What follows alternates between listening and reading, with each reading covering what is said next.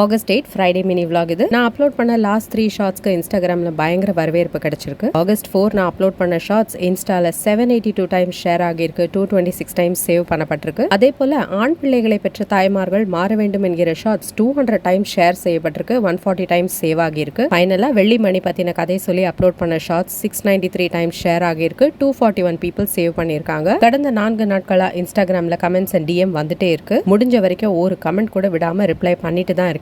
But புது comments வந்துட்டே இருக்கு. எத்தனை பெண்கள் தங்களோட சோக கதைகளை பகிர்ந்து இருக்காங்க, நினைச்சு பார்க்கவே கஷ்டமா இருக்கு. பெண்களுக்கு எப்பதான் இந்த புகுந்த வீட்டு பிரச்சனைகள்ல இருந்து விடிவு காலம் வரும்னே தெரியல. என்ன இவ்வளவு ஓப்பனா பேசுறீங்க, உங்களுக்கு ஏதாவது ப்ராப்ளம் வரப்போகுதுன்னு பல வெல் விஷர்ஸ் பயப்படுறாங்க. ப்ராப்ளம் வர்றதுனால தான் பேசுறேன் என்பதுதான் உண்மை பேசுறதுல எனக்கு எந்த தயக்கமோ பயமோ இருக்க தேவையில்லை. சமூகத்துல வரதட்சணை என்பது எவ்வளவு பெரிய ப்ராப்ளமா இருக்குது. ஆனா பெண்களும் பெண் வீட்டாரும் போற இடத்துல பொண்ணு ஹாப்பி அண்ட் சேஃபா இருக்கணும் என்பதற்காக இது பத்தி பேச பயப்படுறது தான் மாப்பிள்ளை சைடுல ரொம்ப ஓவர் அட்வான்டேஜ் எடுத்துக்கிறாங்க. கல்யாணம் முடிந்த பிறகு சீமந்தம், குழந்தையோட மொட்டை, ஃபர்ஸ்ட் பர்த்டே எல்லாம் வரும். இதெல்லாம் புகுந்த வீட்டுல செலவு செய்ய வேண்டிய சந்தர்ப்பங்கள். அப்ப மட்டும் இது லவ் மேரேஜ் கிராண்டா பண்ண முடியாது, அப்படி இப்படி ஏதாவது சாக்கு போக்கு சொல்லி அப்படியே அடக்கி வாசிச்சிடுவாங்க. எனக்கு அப்படிதான் நடந்துச்சு. இவங்க ஸ்டார்டிங்ல இருந்து கம்பேரிசனோட தான் ஸ்டார்ட் பண்ணுவாங்க. அவங்க இப்படி பண்ணாங்க, நீங்களும் அதே மாதிரி தான் பண்ணணும்னு. இதே கம்பேரிசனை நாம பண்ணா ஏன் மத்தவங்களோட கம்பேர் பண்ணி பொறாமப்படுறேன்னு நமக்கு திமிரு பிடிச்சவள், சைக்கோ பட்டம்லாம் கட்டுவாங்க. சைலண்டா வாழைப்பழம்ல ஊசி ஏத்துற மாதிரி